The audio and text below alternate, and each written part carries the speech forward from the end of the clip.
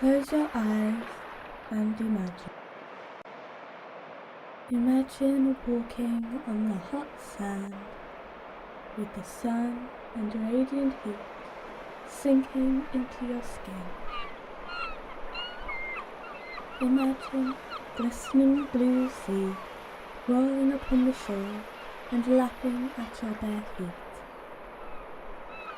Imagine the smell of fish and chips, donuts and candy floss wafting into the air and taking over your nose.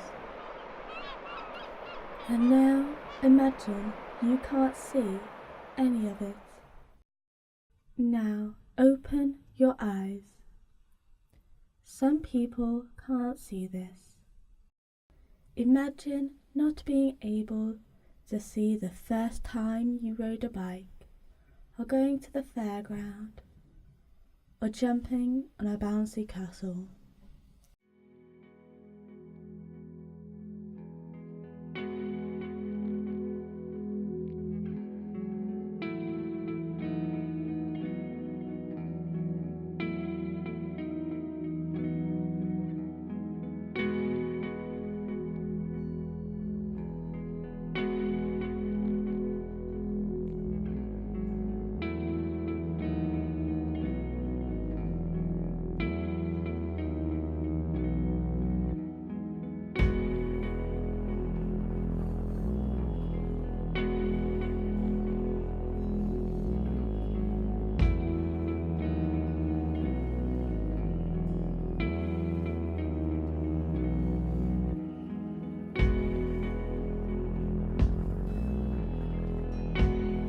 What if all of it was gone?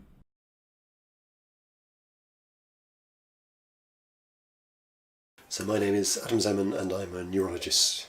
So aphantasia is absence of the mind's eye. So most people, if you ask them to think about an apple or their front door or a member of their family, will have an experience that's partly visual. They certainly will, as a rule, if you ask them specifically to visualise those objects. But there seems to be a group of folk who don't have any visual experience when they think about things. So most of us have a mind's eye which can be more or less vivid, but there's a group of people, perhaps 2% of the population, who seem to lack a mind's eye altogether, and we've called that aphantasia. There are a few things that people with aphantasia fairly consistently describe missing, which makes sense. So people with aphantasia often say that they wish they were able to visualise the faces of loved ones when they're not there, or family members who they've lost, or places they've been to. So that is a kind of a source of regret to some people with aphantasia, but it doesn't really inhibit them much. So you're asking whether I consider that people with aphantasia lack imagination, and the answer is no, not at all. It's possible to have a very vivid, rich, imaginative life despite being aphantasic, and that may sound strange, but the underlying point here is that visual imagery, visualization, is only one of many ways of representing things in their absence and working with them imaginatively. Some people with aphantasia say they really have to have their subject in front of them, so they draw from life. Other people say that they use kind of preformed materials and they do things like making collage. But then there's a group of people who say they use the page as their mind's eye.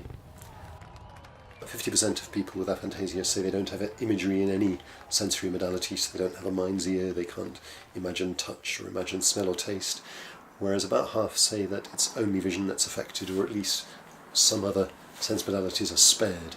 So I think the commonest situation would be to have no mind's eye, but to have a mind's ear.